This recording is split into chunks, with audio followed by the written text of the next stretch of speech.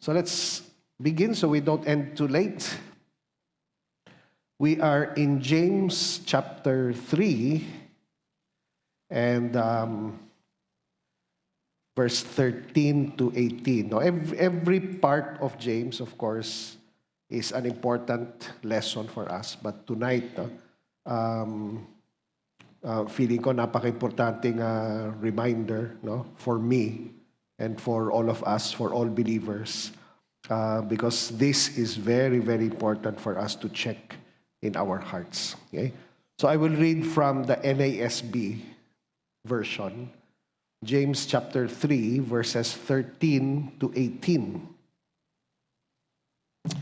So, who among you is wise and understanding? Let him show by his good behavior his deeds in the gentleness of wisdom. But if you have bitter jealousy and selfish ambition in your heart, do not be arrogant and so lie against the truth. This wisdom is not that which comes down from above, but it is earthly, it is natural, and demonic. For where jealousy and selfish ambition exist, there is disorder and every evil thing. But the wisdom from above is first pure, then peaceable, gentle, reasonable, full of mercy and good fruits, unwavering, without hypocrisy, and the seed whose fruit is righteousness is sown in peace by those who make peace. Okay, let's pray. Lord, thank you for tonight.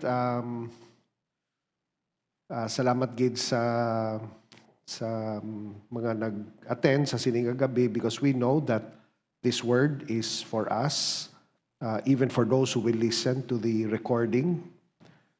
We thank you that your word truly is a lamp to our feet and a light to our path. We thank you for the Epistle of James, who focuses on the steadfast walk in the word of truth that he desired for the 12 tribes that were scattered, the Jewish believers, and which you desire also for each one of us.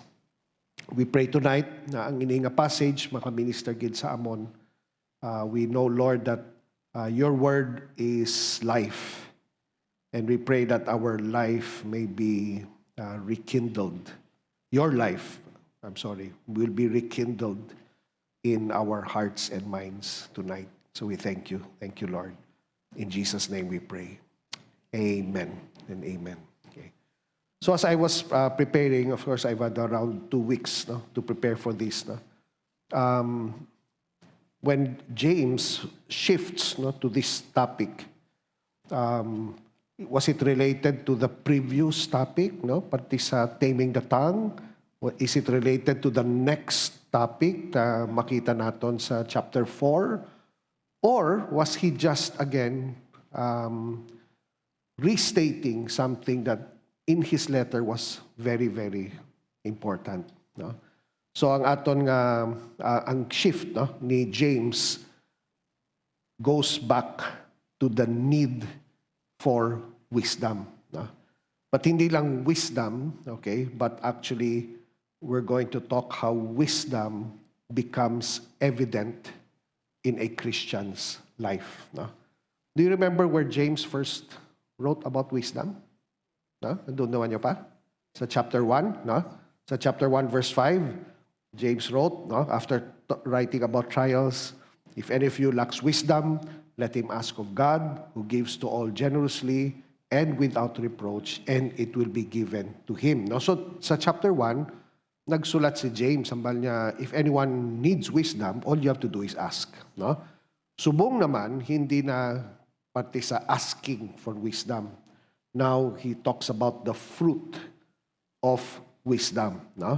And para sa akon, I believe that this portion of James is preparing the readers for what he will write to them, specifically concerning their walk. Na makita natin, na ang nakita ko sa chapter 4.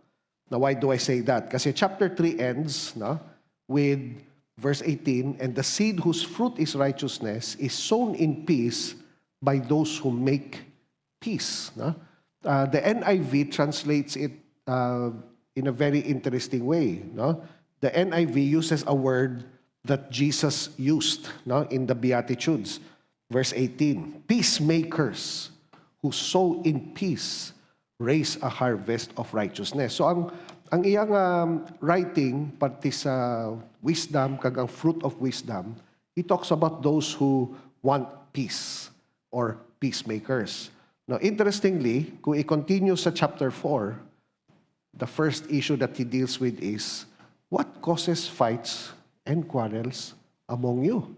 So obviously, walang peace dira pag may fighting kag quarreling, di ba?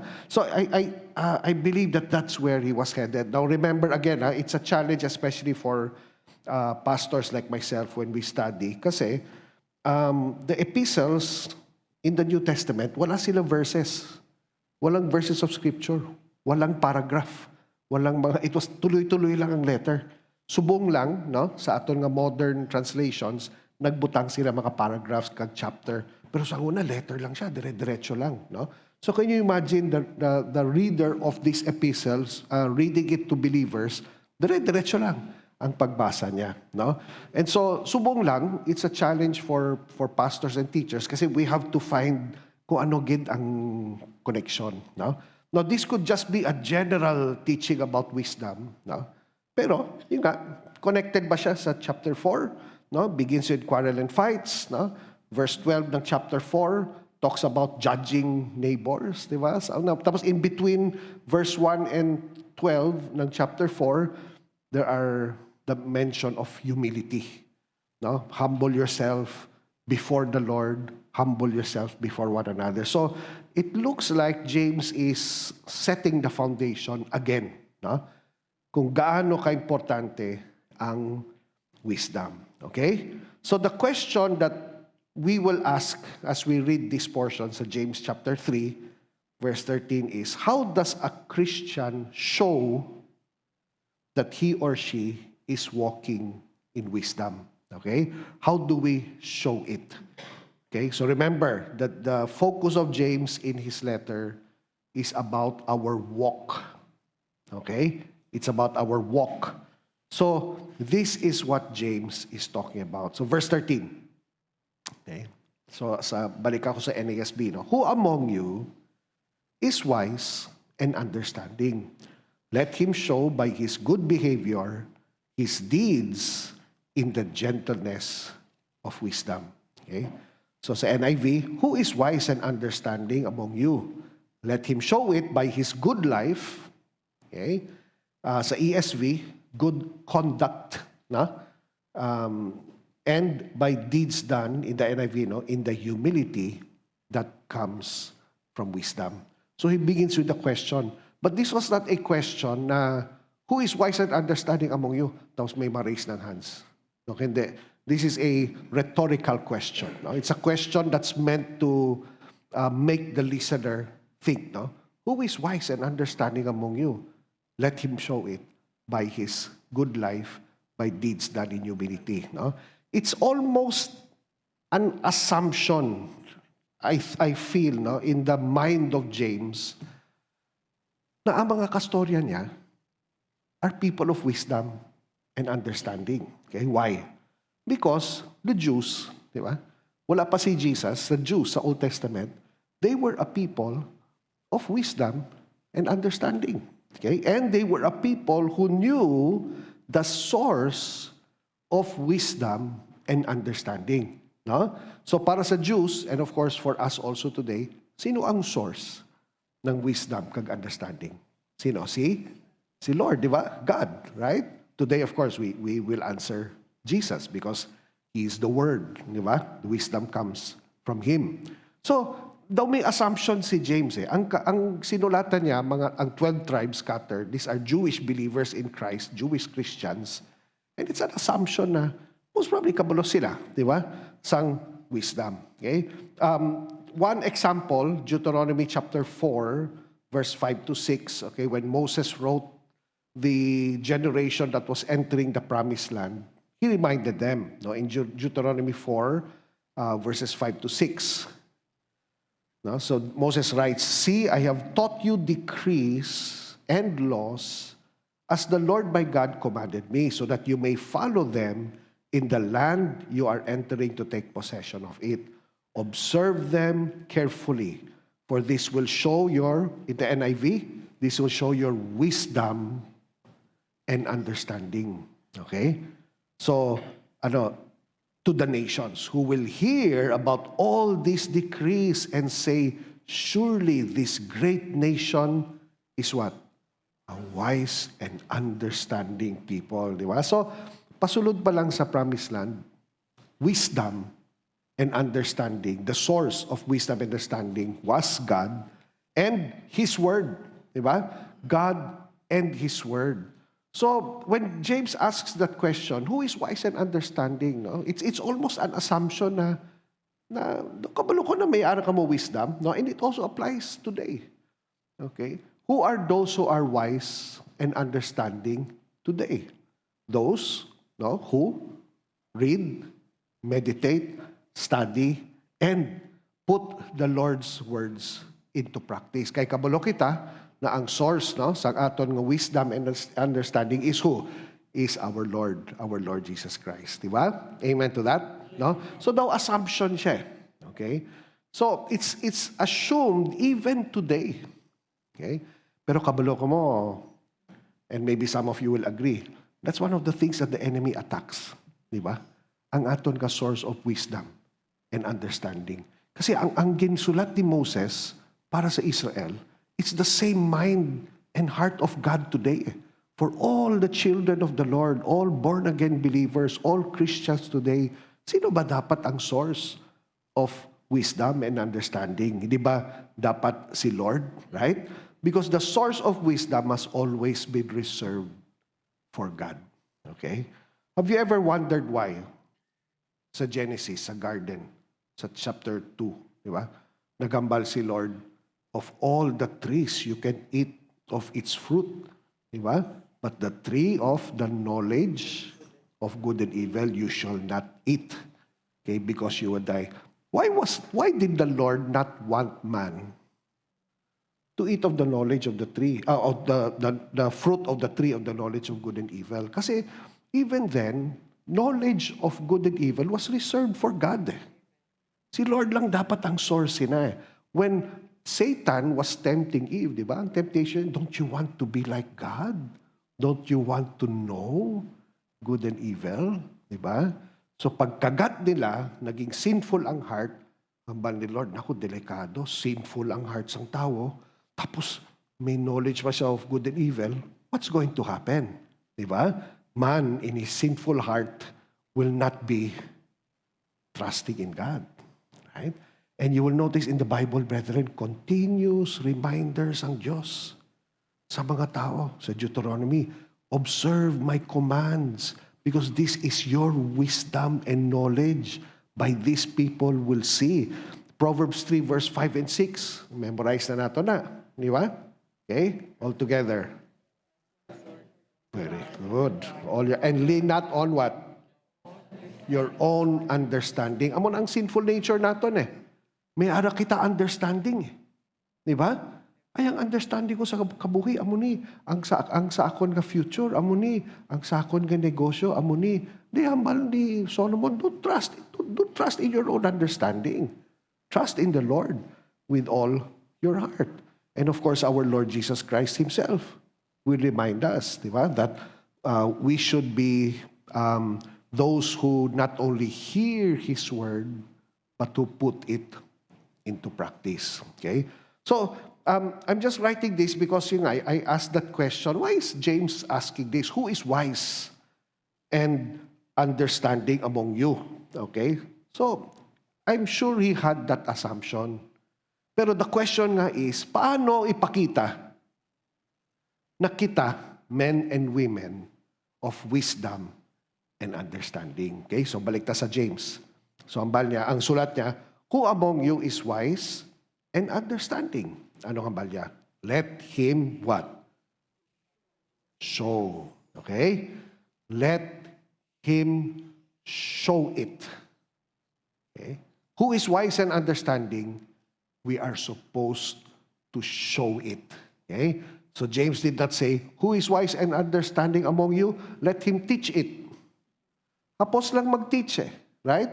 That's why medyo connect ko sa previous teaching ni James na let not all be teachers, no? Pero sige lang, whether it's connected or not, that's not an issue, right? But James does not say, are you wise and understanding? Itudlo mo. Okay? But that doesn't, teaching wisdom and understanding does not mean you are a man or a woman of understanding. That's a mistake that many people do today. Diba? Basta maalam ka, damo ka balaan, pati sa Word of God, memorize mo. You know, when I was growing as a Christian, there was this pastor who memorized the whole Psalms. Can you imagine? 160 Psalms gin-memorize niya. Can you imagine that? 160 ba? Pila? 175? Okay. 150. If you tell him, Psalm 6, i-recite niya. Psalm 23, siyempre, popular, no? Psalm 147, Amerikano siya. Wow, grabe, no? So kung isa, bilib na bilib kita sa mga nag-memorize, di ba? Nakabalo sila sa mga teachings ni Lord, exacto verse. But James does not say, who is wise and understanding among you? I-teach mo. No. He said, let him show it. Okay? Let him show it. Again, the focus of James is what? Walking steadfastly. That's our theme, di ba? Ang walk sang believers, amo na ang concern niya. So kung wise and understanding ka mo, ipakita nyo. Show it. Okay? The Greek, no, is in the Greek grammar is aorist imperative, which means, no, imperative means dapat himuon mo. Get it done. Okay? Quickly. Kung sa Nike commercial, just do it. So hindi siya advice. Okay? If you are wise and understanding, you claim to have wisdom and understanding from the Lord and His Word, you must show it. Dapat makita ko no sa aton nga life. Okay? The wisdom and knowledge that they had from the Word was meant to be shown. It was meant to be lived out.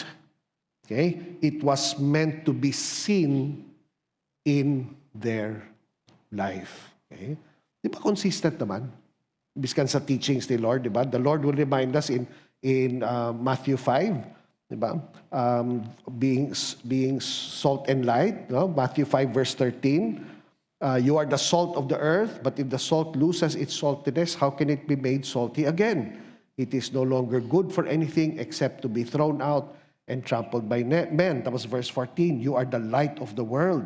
A city on a hill cannot be hidden. Neither do people light a lamp and put it under a bowl. Instead, they put it on its stand, and it gives light to everyone in the house. In the same way, let your light shine before men so that they may see. Okay? They may see. Wisdom and knowledge is not just meant to be known. It's not just meant to be taught. Ang pinaka-importante sa tanan, it is meant to be seen.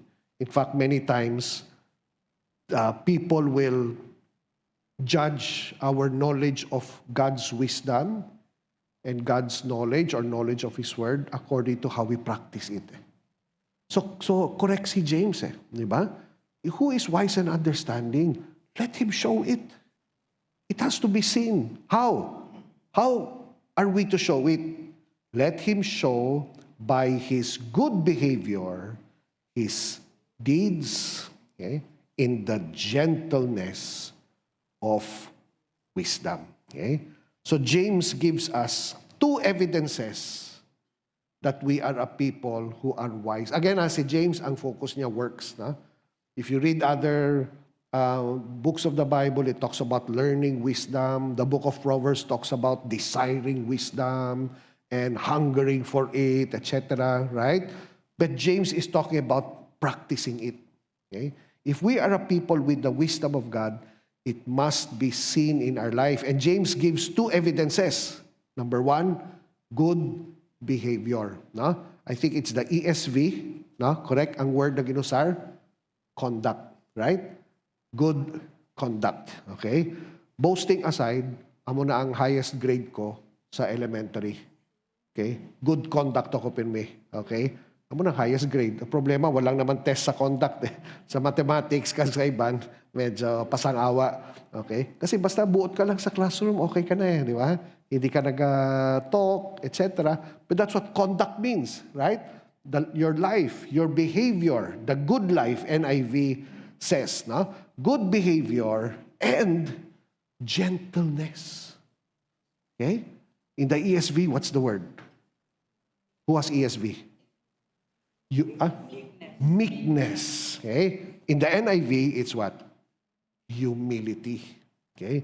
Gentleness, meekness, humility. So these two things. Okay? Are you wise? Are you a man of wisdom and knowledge?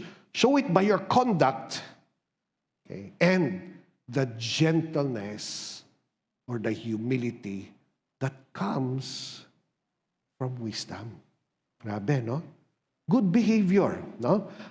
Wisdom is only true in a person's life if it is shown in our life. Di ba? You look at a pastor like me, uy, grabe si pastor, grabe magwali, grabe, memorize niya ang ininga verse, okay? But don't be fooled, it is not my preaching, okay, or my eloquence that shows that I am a man of wisdom and understanding. It's in my life. And sabi ko, kaya sa gina-prepare ko ni, Lord, grabe gali, no? Tuod ang ambal ni James, Let not all of us become teachers. Why? Because we will really be judged more strictly, Diba? If we're teaching God's wisdom and we're teaching the knowledge of God, anong expectation sa amon? Na dapat makita sa amon nga kabuhi. Diba? Do not lie. Mamaya, nagalay la ko pinmi. Diba? Pero amo na ang challenge sa Kristiyano kasi that's our sinful nature. Right? There's that battle between God's wisdom and the conduct of our life. Okay? That's why importante, pag nagabasa kita sa Word of God, nag-meditate kita, nag-memorize, okay man lang mag-memorize Kag gina-study naton, the next step is to say, Lord, tani, makita sa akon nga life ang good conduct, no? Good behavior, the good life. You know, the Greek word is interesting. For behavior, for good behavior, literally, no, the word means, no, to turn from down to up.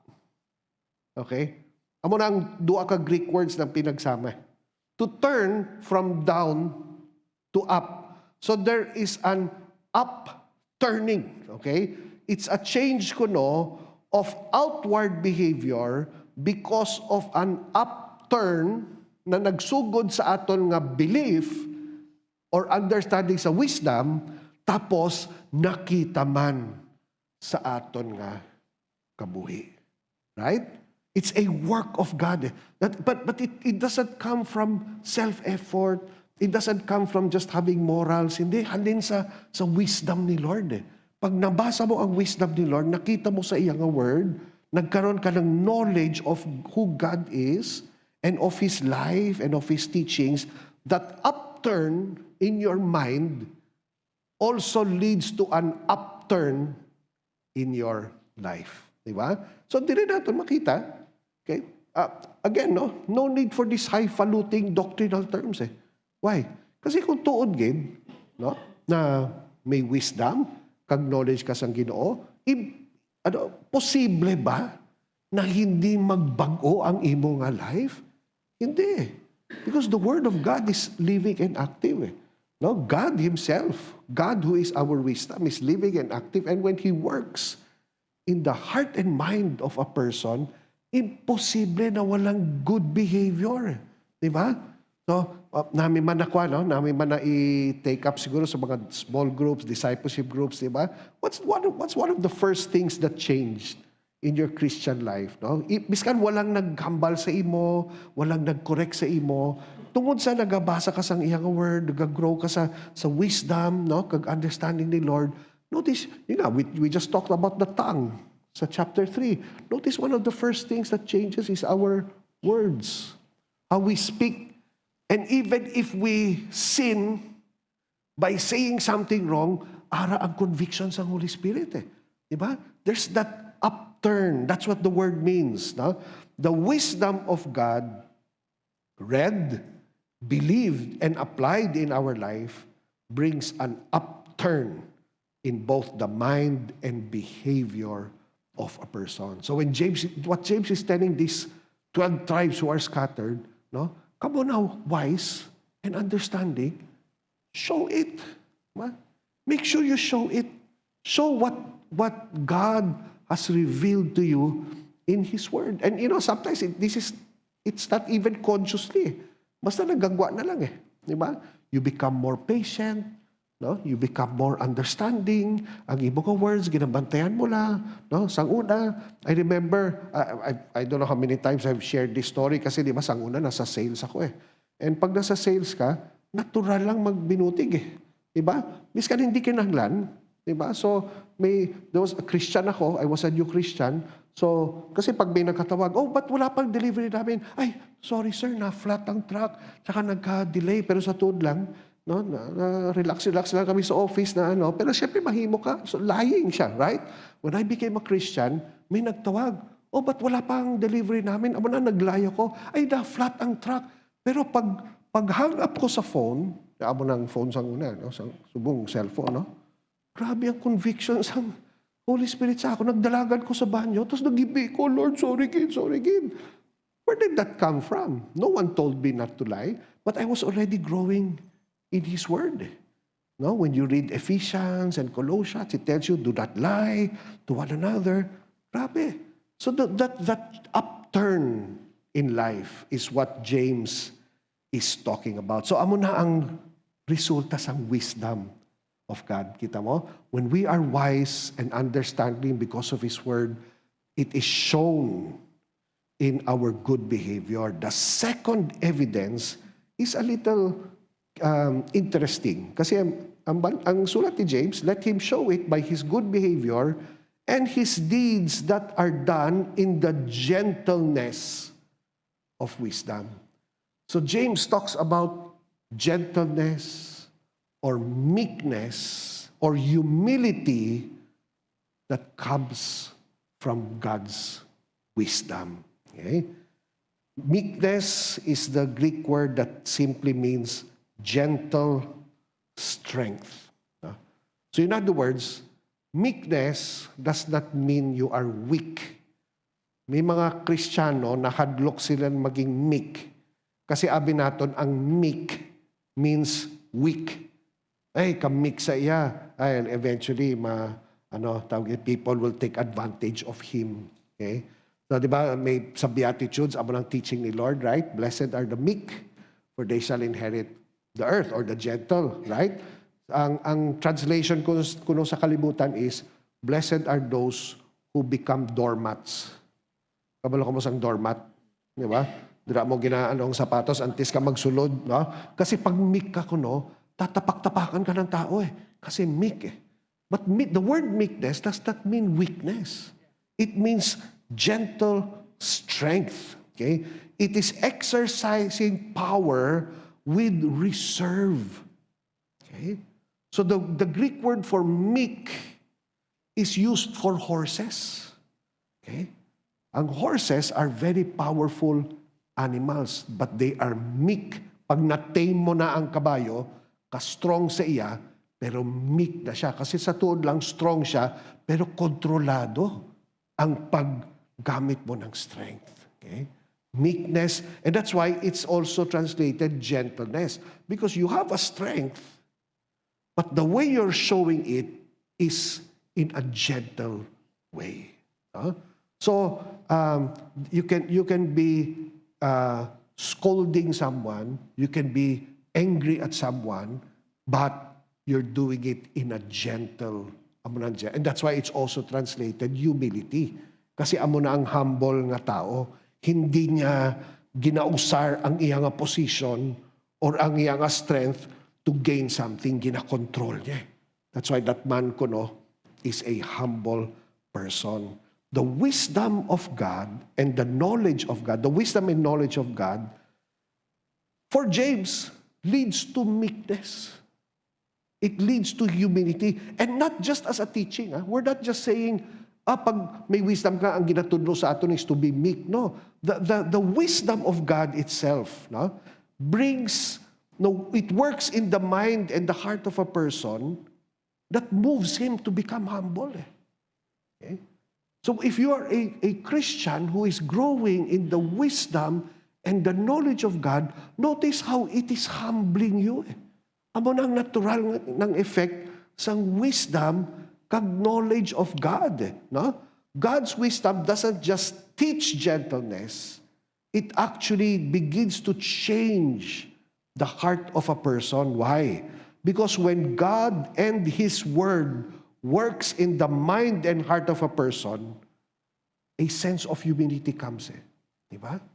And if while I'm saying this, importante na maging conscious kita dahil. Kasi pag nagabasa ka ng Word, tapos nag-minister siya sa imo, gina-humble ang heart mo . Diba? You are humbled. First and foremost, we are humbled by a God who is meek and gentle. Okay? He is meek and gentle. Okay? Daw hindi bagay, di ba? Ang understanding nato sa Diyos is, grabe mga aking no, but how meek and gentle is our God in the way He treated us in our sinfulness? Ano dapat ang ginhimo sang Diyos sa aton? Di ba? Dapat gipatay ta ka right? And even every time we sin, should God not strike us with lightning? Di ba? Pero hindi. There's a meekness and a gentleness that Jesus Himself used for Himself. Di ba? Familiar ba ka mo da? Matthew 11, verses 28 to 30. Okay. Matthew 11, verses 28 to 30. Jesus said, "Come to me, all of you who are weary and heavy laden, and I will give you rest. Take my yoke upon you and learn from me." Ano kang ba ni Lord? "For I am gentle and humble in heart." Okay? And I always look at, especially the stories of John, di ba? Sa Gospel ni John, he will go to a Samaritan woman, di ba? He will present living water, and when the woman begins to desire this living water, what does Jesus tell the woman? He says, "Go, call your husband and come back." Okay? And the woman said, "I have no husband." Okay? The Lord did not say, ano ka ba? Ikaw na, hindi. You are right in saying you have no husband. In fact, you have had 5 husbands. And the one you live. So grabe, no? You think that He should have condemned her sin, no? But He did not. He was revealing Himself. Now, it does not mean that God does not deal with sin. He does. Diba? He does. But the coming of the Lord Jesus was how God presented Himself as a meek and gentle God who extended forgiveness. Diba? As we repent for our sins. Diba? So, amo na ang natabo. No? So, as, how gentle was our God in dealing with our sinfulness. In the midst of our rebellion, God did not come with fire and brimstone, but He came with grace and mercy. If that kind of God truly worked in your heart, hindi ba natural na i-work man niya ang gentleness and meekness sa aton nga heart? Di ba? Hindi siya natural sa aton Kita tanan ang gusto naton, kita strong kag ang aton nga pride ipagwa naton But because God Himself worked in our heart, He brings that work of meekness and gentleness in us. So a heart that encounters God is humbled. Dira nagkahalin ang humility. So, I hope, kasi amo na yung ginsulat ko sa notes ko, it's not just that wisdom teaches us to be humble, but God Himself works in our heart and brings a humble heart. A heart that receives the wisdom of God in His Word is continually humbled because he realizes that God and His Word is so much greater than us. Kaya na-humble kita. And that humility is what leads us to show this good conduct. And it brings out the character of humility. Pero apart from the Word of God, grabe, kita tanan may pride. Di ba? Amen ba? Okay? How many of us, mga hindi nag-amen, no? Mag-aaral kayo ng scripture. Aral sa scripture, di ba? Okay? The scripture say pride is sin. It is. Okay? It's sin. And God will just continue. God's word shows us, Lord, you're greater than me. And your word is greater. Your wisdom is greater than my wisdom. So wisdom humbles us. That's why James says, if you are wise and understanding, show it by your good conduct with the gentleness that comes from wisdom. There is no boasting of our righteousness na as if kita ang source sang atong good conduct. Hindi, kabalo kita. Nahalin sa Diyos Di ba? That's why a true Christian is humble. Or at least, hindi 100%. A true Christian is always humbled. Di ba? We're always humbled again and again and again. Kasi ang natural state sang aton nga heart, proud Okay? Proud kita But then that's where we also see that when you partake of the wisdom of God, it teaches us to be humble. Okay? Let's go to Proverbs chapter 2. Look at Proverbs chapter 2, the beginning of Proverbs. Look how Solomon will begin this chapter. Okay?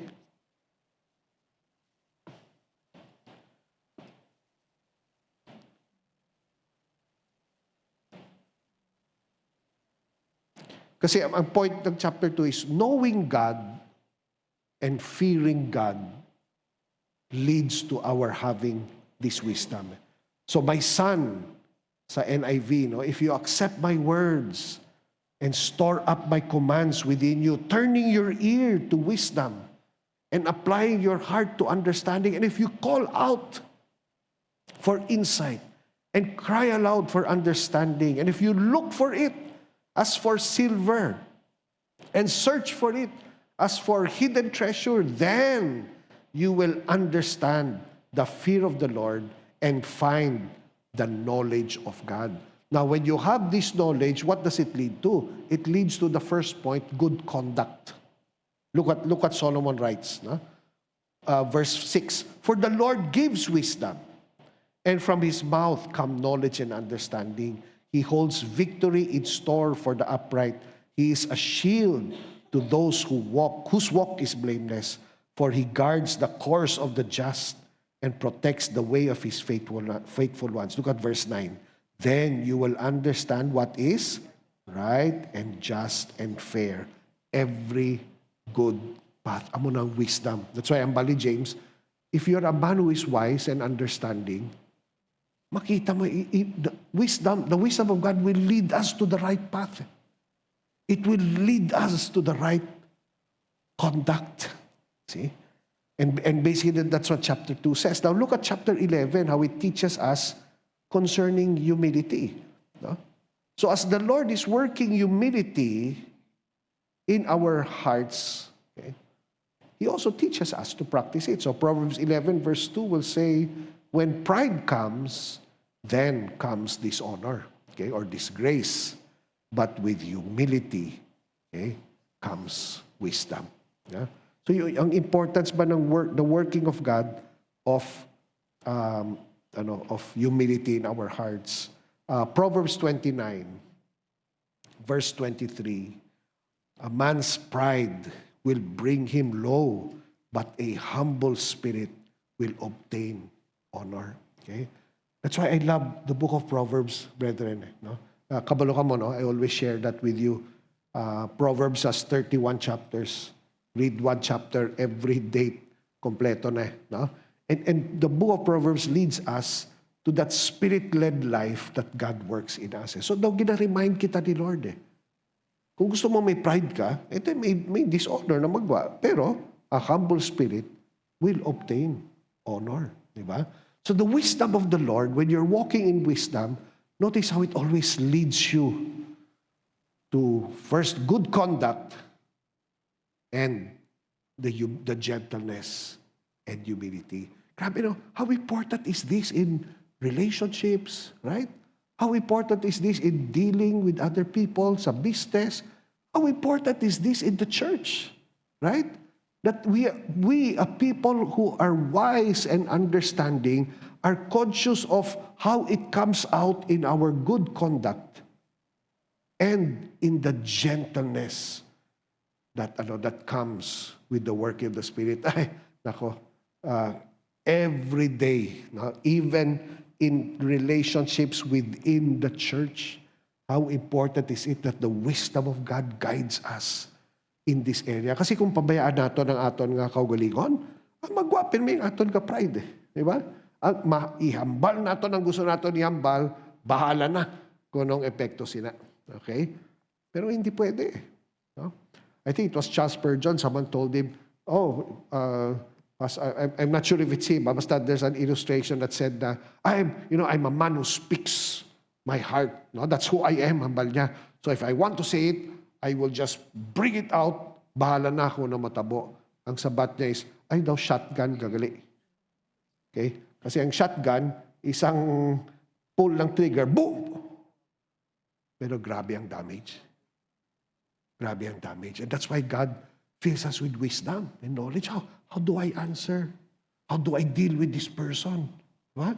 And the book of Proverbs is so full of leading and guiding us in this area. Even in Philippians 4, when Paul wrote about the issue of Euodia and Syntyche, okay, for sure this was bothering the church. Verse 2, I plead with Euodia and I plead with Syntyche to agree with each other in the Lord. Yes, and I ask you, loyal yoke fellow, help these women who have contended at my side in the cause of the gospel, along with Clement and the rest of my fellow workers whose names are in the book of life. Tapos dalawang sulat ni Paulo, rejoice in the Lord always. I will say it again, rejoice. Tapos verse 5, anong sinulat niya? Let your gentleness. During this time na may conflict, si Euodia kag si Syntyche, let your gentleness be evident to all. Why? Because the Lord is near. Diba? Galipat kita, diba? Pag nag-aaway kita, mga husband and wife, galipat kita na araw si Lord. Hindi naman siya nagkaon sa gwa kadali. Diba? So, pag doon naman, Lord, ara kagali. So, ang wisdom ni Lord, amo na nag-work sang good conduct and gentleness. So, ginabantayan mo na ang imo nga words. Or, kung nakahaboy ka na medyo, gapangay ko, honey, forgive me, ha? Sa laang gini mo, or sa anak mo, or sa churchmate mo, or sa office mate mo, whoever it is, that's how wisdom works. It guides us into good conduct and the gentleness. Grabe, no? How important are those two things in our life, no? Good conduct and humility, meekness, gentleness, as an evidence that we are walking in the wisdom and understanding or knowledge of God. Diba? So grabe, no? Point of prayer, no? Every day, right?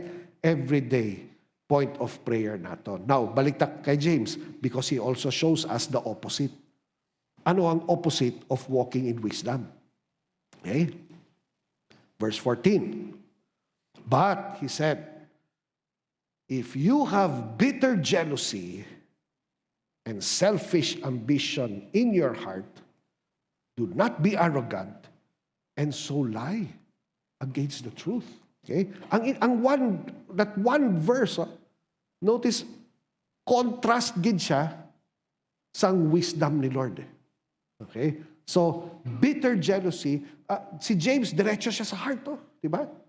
Ang bitter jealousy, kag selfish ambition, nagkasugod siya sa heart, right? And so James says, if you have bitter jealousy and selfish ambition, okay, it's a different kind of wisdom. Because it is wisdom. In fact, James says in verse 15, this wisdom, notice, envy is wisdom. Why? Because wisdom basically, brethren, they are teachings that we are to apply. Envy is wisdom. Why? Because you notice envy, bitter envy, hindi lang envy. Bitter envy affects your conduct. Na-notice yun, okay? Basi ang iban sa ato na experience na nato whether before we were Christian or even while a Christian, no? So that's wisdom, no? Kung mabalik na sa verse 14, if you have bitter jealousy and selfish ambition in your heart, do not be arrogant and so lie against the truth. Do not be arrogant. So opposite of humility, arrogance, right? When you have bitter jealousy and selfish ambition, notice, especially sa kalibutan, hindi nila ginatago na may ara sila envy. Di ba? Bitter envy lalo pa. Ay, naku, one day, di ba? May araman ko balay. Presa na. Okay? Si Mare, nagbakal siya bagong namuni. Ay, nako, sabi niya, siya lang. Ay, nako, ginakwento mo na sa tanan. O, di ba? Ginakwento mo na sa pamilya mo. Ay, nako, anak. One day, pag nag-aral ka, mayo, anak. Taas ang grades mo. Mayo ang imong trabaho. Ay, nako, anak. Makabakal man ta electric car. Parehas na sa tupad balay naton, anak. Notice, you are boasting about it. There's something about in the world, at least in the world. Sa Christian, medyo itatago mo pa, pero eventually bagwa siya Kung may bitter envy ka. Okay? Grabe, no? But that's the arrogance that comes out. And that arrogance, not just with words. It comes out in our conduct. Right? If you are someone who hopefully had, and maybe you still struggle with it, pero may Holy Spirit ka na, so hindi nagadaog ang bitter envy, pero sang hindi pa kita Christian, pag-ara ang bitter envy sa imong heart, gina-rule niya ang imong conduct. Di ba? It rules your decisions. It rules your conduct with other people. If you're envious of someone, pinapakita mo sa tao na nainggit ka No? Nagahisa ka sa iya kung paano mo siya gina-treat, no? Paano ka magambal. Grabe ang bitter envy. It brings out an arrogance. It brings out a conduct that is so opposite humility. Lalo pa ang selfish ambition. Diba? When you have selfish ambition in your heart, and that's what you're running after, that's what you are working on to achieve. Notice, it dictates how you work, how you study, how you deal with other people, how you conduct your business. Dira nagasulod ang corruption, dira nagasulod ang ginainto mo ng tao, kaya may selfish ambition ka no? When you have selfish ambition, all you're thinking about, is reaching it. Okay? Selfish ambition, it referred in ancient Greek, to a mercenary. A mercenary killed for himself. Okay? Gusto niya maging sikat daw gladiator na movie. Kita niyo yung gladiator, di ba? When they kill, it's for their fame. It's for their people will know them. Amo na nag-drive sa ila, no? That's why Caltex was correct in their earlier commercial, di ba? Yung Caltex, what drives you? Amo na kanila, di ba? You have to think about that, Christian. This is what James, remember James is writing to Christians. He's not writing to the world. Okay? And it makes us ask, as a Christian ba, Lord, ang bitter envy, kag selfish ambition, ara pa? Brethren, as a pastor of the church, that's one of my fears, that there are many Christians in our church or in general who are making decisions in their life because of bitter envy. At namian ko sa example na usar ni Elton last Sunday, ang Psalm 73. Kasi grabe ang envy na sa Psalm 72. Mayo pa yung mga manggaranon. They're fattening themselves. They're enjoying their lives, no? Nga ako, hindi. Ay, nako. Even as a Christian, we have to be careful. Because that bitter envy, if it is not checked, if that is the wisdom that is guiding us, it begins now to affect our decisions. And that's what makes many Christians backslide. Kag hindi lang bitter envy, selfish ambition. May ambition ka eh. Okay? And what many Christians forget to do is to surrender that area of their heart to the Lord. Lord, ang hindi nga ba ang ambition? That's why we pray for wisdom. Okay? And I'm praying that somehow we reach, no, especially mga high school students, college students, they're about to graduate. What wisdom are they using to make decisions in their life? Is it the wisdom that leads to good conduct and the meekness and humility in life? Or is it bitter envy and selfish ambition? And it just so happens they're asking the Lord to bless it. We have to be careful. That's why importante, nag-pray kita eh. That's why dapat nag-pray gid kita for wisdom. Okay? Because nga, that's what it is. No? There are those who will be boastful of their envy and their selfish ambition. Sometimes we make it a joke. Galabay ka sa SM, labay ka sa Toyota or sa BYD, tapos pa-joke, Lord, I claim it. Tapos pa-joke, pero check mo ang heart mo. Okay? Kasi hindi ako agree sa teaching ng claiming, pero sa heart ko, ginahimo ko eh. Lord, Daddy, one day. Daddy, Lord.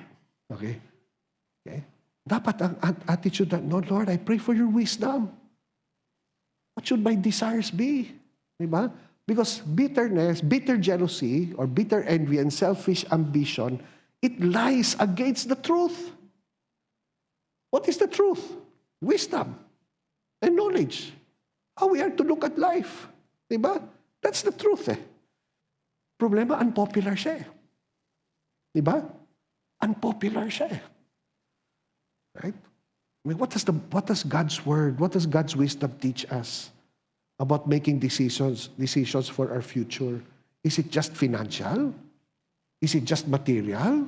Diba? If we forget the wisdom of God with regards to contentment, diba? We forget the wisdom of God in terms of putting our spirituality, our walk with the Lord above everything else. Okay? Pero our carnal minds will say, hindi, di ba? Ibiskan kita mga parents, dapat careful kita. Kasi ang aton nga ambition, ginapasa naton sa mga bata naton eh. Kaya nga yung ginambal ko kanina, amo ng typical Pinoy eh. Mag-aral ka mabuti anak ha.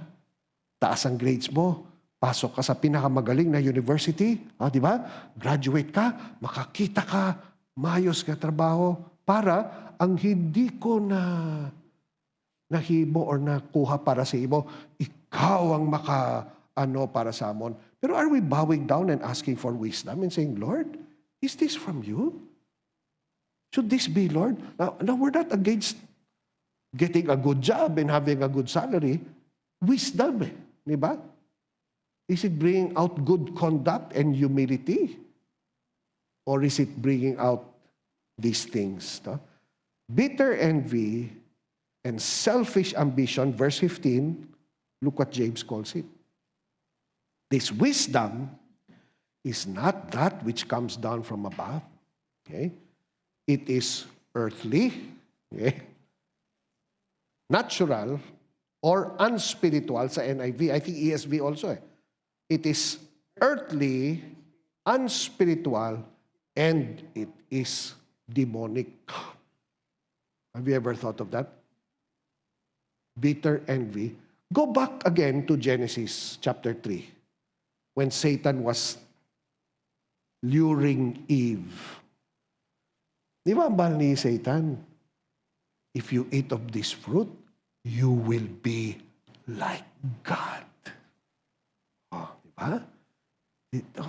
So it becomes an ambition. Later on, you see it in the Tower of Babel. People wanted to reach the heights. Why? Kasi nga, I want to lean on my own understanding. I want to be my own. You know, brother, we have to be careful ng wisdom of the world. Kasi that's what the world teaches. You can do it. No? You're the best. Di ba? Kaya mo yan. Di ba? Ibigay mo lang lahat. Makamit mo ang ano. Di ba? Anong world What does the wisdom of God teach us? Trust in the Lord. With all your heart, do not lean on your own understanding. Grabe, no? What a daily lesson that is, di ba? Do not lean on your own understanding. One of the first confessions we need to make every day is, Lord, I do not understand. I do not want to believe I understand life according sa worldly or earthly wisdom. Okay? Pero ang inang wisdom ko, no, it is earthly, it is natural, and demonic. Ano ang bunga sang bitter envy and selfish ambition? Verse 16, for where jealousy and selfish ambition exist, okay, there is disorder and every evil thing. Diba? Grabe, no? It's true. Think about it. Every time kita as Christians, every time we made the mistake of following our flesh, notice disorder na katabo. Pero kung nagalakat kita according to the wisdom of God, according to His Word, notice how the Lord just makes things fall into place. Amo na ang epekto sang demonic wisdom. It brings disorder and every evil thing. Okay? Kaya nga, I could not help but connecting it to chapter 4. Kasi ang sulat ni James, what causes quarrels and fights among you? Di ba? Kasi may mga wrong motive kita sa aton ka heart That's why eventually he says, humble yourself before the Lord. Ang ni James at chapter 4. No, we'll go to that later on. Di ba? But notice the opposite, di ba? Of what bitter jealousy and selfish ambition does. Proverbs 23 has this teaching. Proverbs 23, from verse 15 to verse 19. Look what Solomon wrote. My son, if your heart is wise, my own heart also will be glad. And my inmost being will rejoice when your lips speak what is right. Look at verse 17. Do not let your heart envy sinners, but live in the fear of the Lord always. Surely there is a future, and your hope will not be cut off. Listen, my son, and be wise, and direct your heart in the way. What? Do not envy sinners. Dapat careful gid kita, brethren, sa envy. Grabe gid ang effect. Proverbs 18, verse 1 and 2. Dili naman selfishness. Look at it says, he who separates himself seeks his own desire. He quarrels against all sound wisdom. Okay? A fool, verse 2, does not delight in understanding, but only in revealing his own mind. Okay? Of course, I'm talking to the church. I'm talking to fellow believers, no, who have the Word of God, and we're growing in wisdom and understanding. Pero we need to ask ourselves, Lord, sa church ba? Sa Christian life or sa church, ang bitter envy, kag selfish ambition, pwede ba magsulod? Siyempre. Pwede gid. Okay? And that's why in Paul's letter to the Philippians, there was envy in the church. When he wrote Philippians, we think it's such a peaceful book, pero may gamo sa church at that time. Why? Because there were those preaching the gospel out of envy. No? Kisa sila kay Paul. Grabe. So you could imagine. Pero syempre, nagambal si Paul, pero nag-rejoice ko na ang gospel ginawali gyapon. So hindi sila false gospel.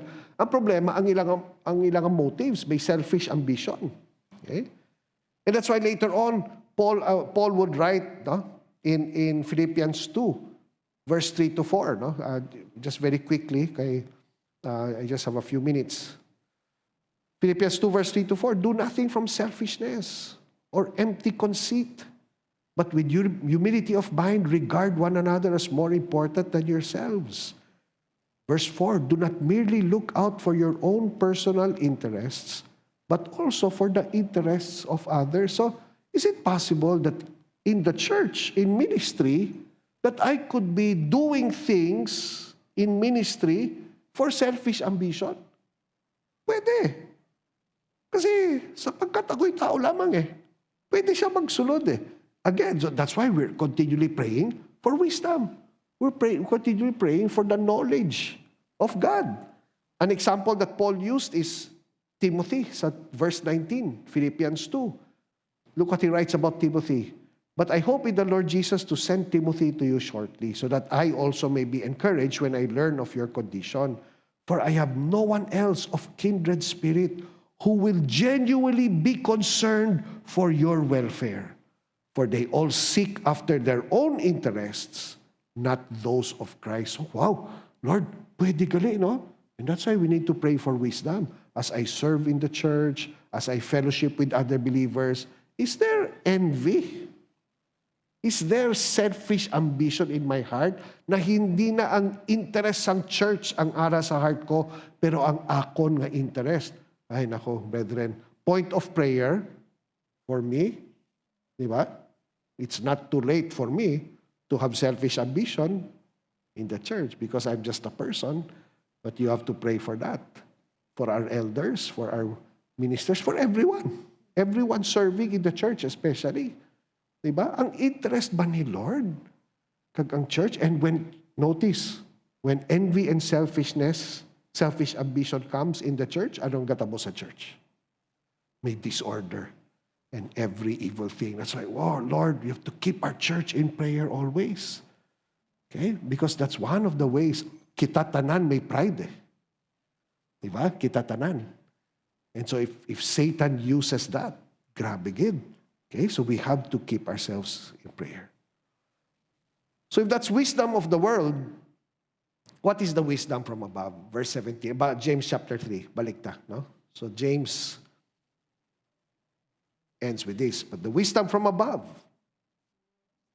is first pure, okay? And then peaceable, gentle, reasonable, full of mercy and good fruits, unwavering, without hypocrisy. That's why, we will say, and the seed, verse 18, whose fruit is righteousness, is sown in peace by those who make peace. Interesting how he ends chapter 3 with this peacemaker, no? The person who makes peace. Kasi amo nang bunga sa wisdom Ang bunga sa wisdom is always peace. Okay? Kaya James is obviously talking about relationships. And I believe connected siya sa chapter 4. Why are there quarrels and fights? Diba? Kasi may mga heart motives kita na dapat ginapacheck natin kay Lord kag nagapangahit ang wisdom and guidance. Diba? Kung paano. But I don't really have that much time to go. You can actually just research it on your own. The wisdom from above is pure. It just means uncontaminated by the world, uncontaminated by earthly and demonic wisdom. It's pure. Why? Because it's from God. Okay? It's pure. It does not bring anything evil. It's peaceable, or the NIV, it is peace-loving. Wisdom, you know that you are using God's wisdom kasi peace ang imo nga motibo Hindi away. Hindi disagreement Hindi yung bahala ka na sa buhay mo. Basta ako mo na Hindi. You're always looking for peace. You're always looking for not disorder, but peace. Gentle, of course, is what we already saw. Okay? So, being gentle here means na you are relaxing your standards. Di ba? You notice how, kita tanan mo na di ba? Pag may ara kita certain understanding, tas may kastorya ta na lain, nagatener ka sa imo Oh, di ba? So daw kabayo ka na may anong tawag na sa mata? No? Yung blinders na hindi ka nagatulog sa iba, basta ang sako na mo ni. Ang gentle dira is gina-relax mo. Okay. Okay. Magapamati man ko sa imo. Oh, di ba?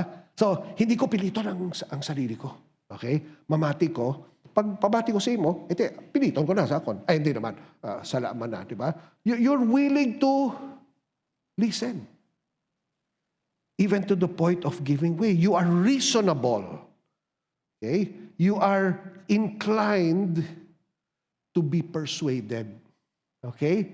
Oh, let's reason together. Daw hambal ni Lord, di ba, sa Isaiah? Come, let's reason together. No? Let's talk about it. So your heart is inclined to adjust. Even if eventually, ikaw, ang eksakto, pero ang heart mo, hindi mo di ba? Tama na ang meaning sang reasonable. Full of mercy. You're willing to show mercy. That's the wisdom from above. And the fruit of this wisdom is good fruit. Not bad fruit. Di ba? That's why, dala mo kita na, Lord, wisdom mo ba di ang ginausar ko? Kanami basang outcome? Basi hindi di ba?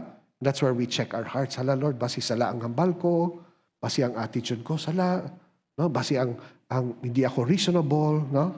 That's where unwavering. It's impartial kasi God's wisdom in His Word is steady. No? Hindi ka mag-compromise. Amo ng wisdom ni Lord. And it is without hypocrisy. Or God's wisdom from above is sincere. No? The word hypocrisy, I think some of you know already, means to be an actor. Ang Greek word. So in other words, you're playing a part. That's why sincere means, wala ako may ginatago or what, amo ni. So wisdom from above does not hide anything. Everything is open. No? So you can keep reading about this, but basically that's the wisdom from above. Diba? The wisdom from above has all of these characteristics that lead to good conduct and humility in our actions. Grabe, no, Lord? How we need Him, Gid, no? Every day, right? How we need Him when you're driving the car, no? May mga bad drivers na.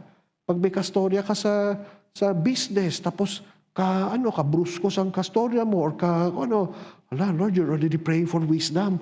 Lord, ano ba yung conduct ko diri? Ano ba yung gentleness na dapat? Why pray ka na Lord, give me a heart that's peaceable and gentle and reasonable. So that's what you're praying for always. When you're dealing with your children, with your husband, with your wife, with your neighbors, and everything, you're being reasonable. During those times. These are the characteristics of wisdom. And this is the seed that we sow. That's why with verse 18, that's what, it's a little hard to understand, no? Depende nga sa version pa na ginausar mo no? And the seed whose fruit is righteousness is sown in peace by those who make peace. Pero sa NIV, peacemakers. So, it's interesting how the wisdom of God brings out a peacemaker.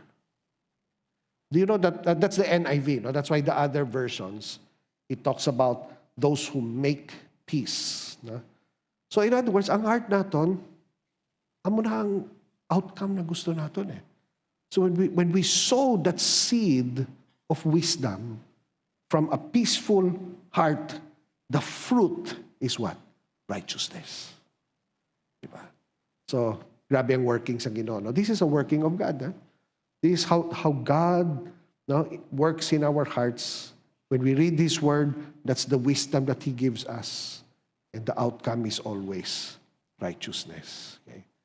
And the only way I can end this is, Lord, help us. Help us every day. No? Help us to seek wisdom, di ba? What proverb is that? I forgot what chapter, no? We apply it to the Lord, but actually it's about wisdom, no? Lord, you're more precious than silver, no? More costly than gold, and nothing I desire compares with you. When I was a young Christian, we would sing that song talking about the Lord. But syempre, when Solomon was writing Proverbs, di ba, he was not thinking of the Christ, no? Of course, who is our wisdom today, but he was talking about wisdom. No? You are more precious than silver, more costly than gold. In other words, pangitaon ko. I will buy it. I will look for it. I will seek it every day. Right? And that's why ang Word of God importante kasi, can you imagine, brethren, every day that you read this Word, you're filling your mind and heart with all of these treasures.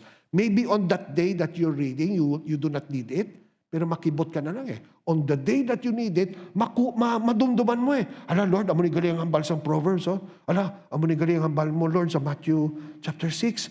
And you will eventually apply it to your life. That's why the wisdom of God is so important for us. So imagine, I mean, every time you pray for the elders, the pastors, overseers, diba, you pray for that, Lord, give them wisdom. Okay? It's not just making decisions. It's wisdom about good conduct, wisdom about gentleness in our life, making sure that our wisdom is pure, na hindi walang halo, na earthly, unspiritual, and of the devil. Grabe, no? You know, you read that verse of James, grabe gali, Lord, ang wisdom sa kalibutan, no? Abi naton, ano lang, hindi, demonic gali. Di ba? So, Lord, it really will make you, Lord, I seek your wisdom and your guidance. Di ba? Amen? Okay. Ako lang ba? Ako lang feeling ko, sa gina-prepare ko, Lord, grabe, no? How important it is for me, especially. Di ba? As your elder, senior pastor, how I need to plead with God every day. No? For the church, for my family, for all my relationships. Grabe. The Christian life is not hard.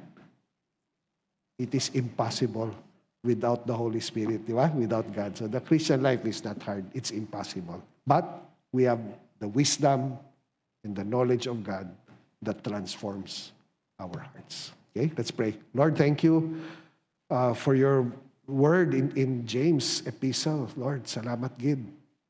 A very important reminder for us of how we are to show in our good conduct and in our gentleness the wisdom and the knowledge that we are continually seeking every day. May it be evident in our walk, in our conduct, and in our meekness or in our gentleness, Lord. And we pray that you will guard our minds from the wisdom that is earthly, that is unspiritual, and that is of the devil, Lord. Guard us. May the wisdom from above always be that which fills our minds and hearts. So we thank you. Thank you, Lord. Bless us as we go home and allow us to reach our homes safely tonight, O God. All praises and glory belong to you alone, Lord. In Jesus' name we pray. Amen. Amen. Okay, God bless.